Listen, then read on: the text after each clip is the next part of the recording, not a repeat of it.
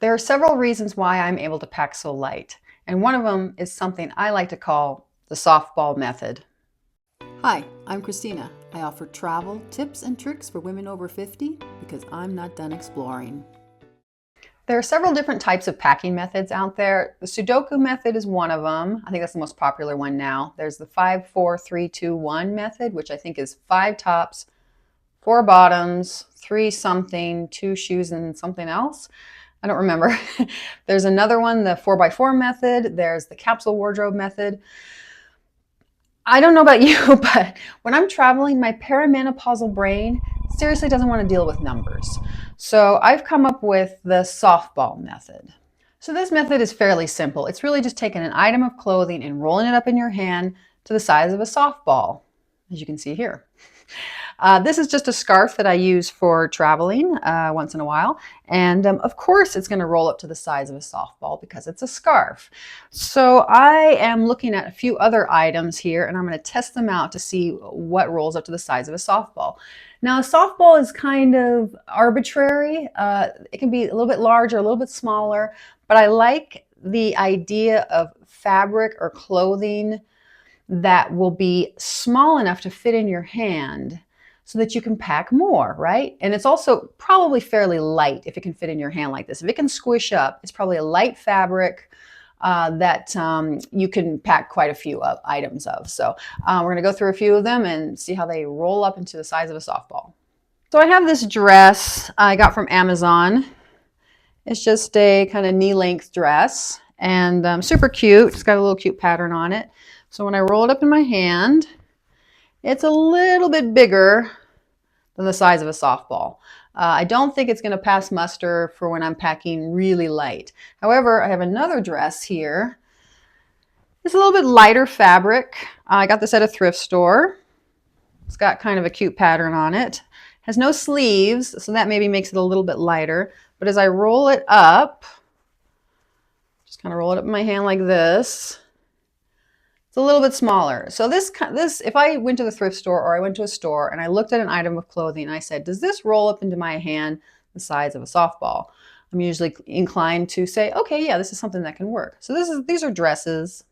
And next I have pants. As much as I love my jeans, these are, I think they're Lee Riders, some of my favorite jeans. I don't travel with jeans. I love them. I wear them at home, but no, they're more about the size of a bowling ball, maybe. Maybe if I were just taking a short trip and I would just had one other outfit or something like that, maybe I'd take my jeans. But for a longer trip where I want to pack really light, no, sorry, jeans don't fly. However, these bay leaf pants, which I wore these to Patagonia on a trip to Patagonia, and they're super lightweight.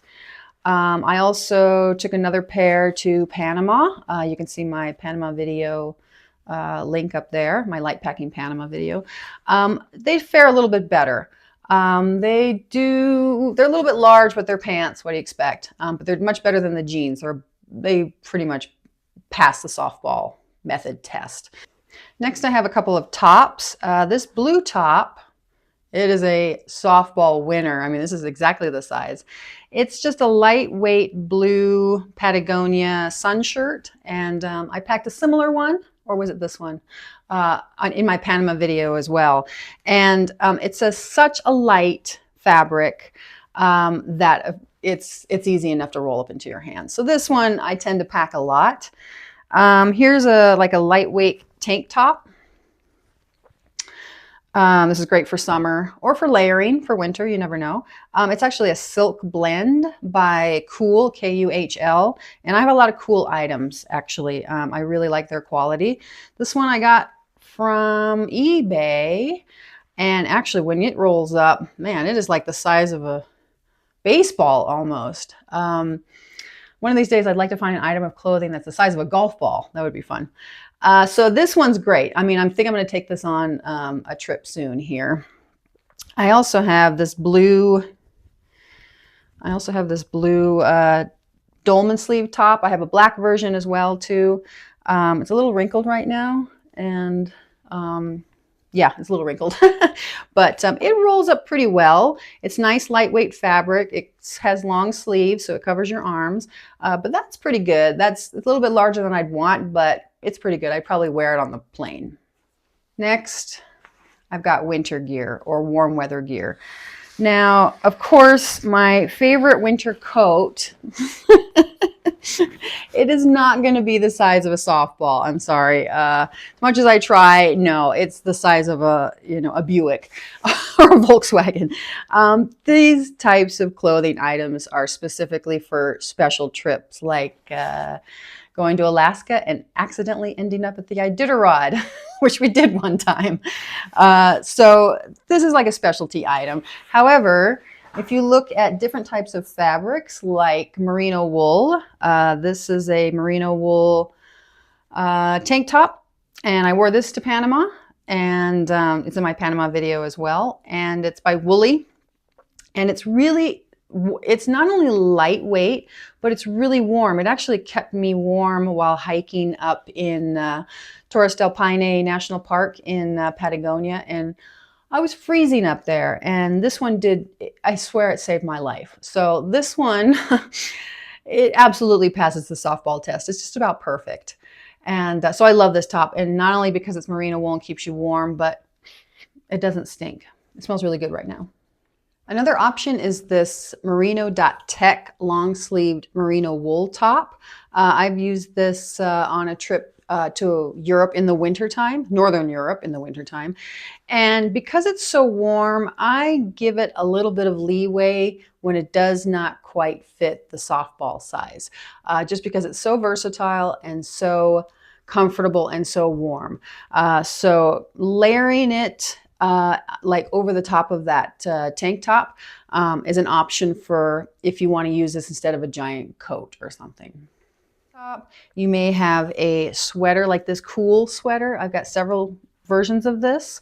I have a blue one, a teal one, and then this cream one. And I wore this one in Africa, actually. I went to Tanzania and wore it in Africa. And it barely passed. Actually, no, it doesn't pass the softball test at all. However, it's an outer layer. Say, what is this? More like basketball size. But it's an outer layer, which I think, should be allowed in the list because you're going to need it for specific trips. You're going to want something warm, either for flights or for cooler weather. However, if you really wanted to stay a little extra warm, I have this vest. Like a puffy vest from Uniqlo, and 32 Degrees makes them. They're like these puffy down vests. And this one, if you roll it up, see how small it gets? It offers a ton of warmth, but it also passes the packing test, and it has pockets. So it's one of my favorite things to pack, even for a warm weather trip. I'll pack something like this. So those are just a few examples of a few things I bring that pass the softball test, and I'm still on the lookout for maybe a few things that pass the baseball or golf ball test. So we'll see how that goes. But hopefully this was helpful. You can try it on your next packing method. I'm a big fan of Adventures with Sarah. She's a travel guide, and she will weigh her items and actually only pick things that are within a certain weight, which is really fun. I don't know if I want to take a bunch of time to weigh my items, but so I just roll it up in my hand and just real quick take a quick look at what the size is. So that works for me. Hopefully it works for you. Just try it out when you're shopping. But otherwise, keep exploring and have fun on your next trip. Talk to you later. Bye-bye. There are so little. I'm tired today. There are several different types of packing methods. Shit.